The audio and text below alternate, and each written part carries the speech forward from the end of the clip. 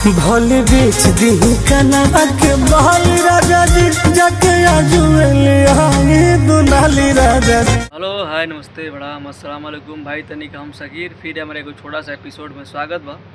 आज हम ले गए बने फिर टुनटुन लाल यादव के गाना जो गाना के बोल बा दुनाली राजा जी और बहुत ही बेहतर गाना बा। टुनटुन लाल यादव एक ऐसा सिंगर बड़ा जना के जातिवादी ट्रेंड स्टार कहल जाला। ईरान पे ज़्यादा गाना गावेले और जातिवाद गाना गावेले। बहुत ही इनकर गाना बड़ा बा। रंगदारी सॉन्ग बहुत ही इनकर टॉप आइल बा और बहुत ही बढ़िया सॉन्ग गावेले। आज उन्हीं गाना के कुछ बारे में बात कैली। देखो भैया लोग हम बार वीडियो में बताई लेते नहीं कि आजकल के जो कलाकार बड़े लोग वो अपना वीडियो में ज़्यादा पैसा खर्चा करते लोग। जैसे कि मार्केट के अंदर में कंपटीशन हो गया बा और म्यूजिक की क्वालिटी हर चीज़ की क्वालिटी तर लो ताकि गाना सबके बेहतर चले। तो सबसे पहले भाई के थोड़ा सा गाना सुना जा, उसके बाद पूरा वीडियो में चर्चा हम निकल जाए। पहले गाना सुना जा भाई लोग गाना तनिक सुन ला जान। टुनटुन लाल यादव के गाना रहा दुनाली राजा जी।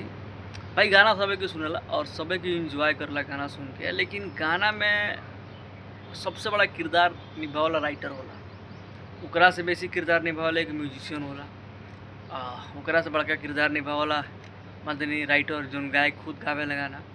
उकरा बाद से वीडियो शूट वाला कोरियोग्राफर एक्ट्रेस मॉडल यानी तमाम लोग मिल के एगो गाना के कंप्लीट शूट कई जाला। शूट हो ले गाना तमाम लोग मिलने के बाद गाना बेहतर से बेहतर गाना बनेला, अच्छी क्वालिटी में गाना बनेला। और जब वो गाना आप लोग के बीच में आवाला कोनो भी कलाकार के गाना अगर वो गाना फ्लॉप हो जाला तो कलाकार के मनोबल थोड़ा सा डाउन हो जाला। फिर कलाकार एगो खुद बढ़िया से वो गाना बनावला और गाना बनावा फिर आप लोग के बीच में परोसला। अगर वो गाना चलता तो कलाकार के मनोबल बढ़ेला। और कोनो भी केहू भी हमू वीडियो बनाते अगर आप लोग के बीच में जब ज़्यादा गाना सब्सक्राइब लाइक शेयर कमेंट करो जान तो हमारे मनोबल कुछ बढ़ी तो हम आए कुछ बेहतर वीडियो बने। तो भाई अंतरा थोड़ा सा सुना भाई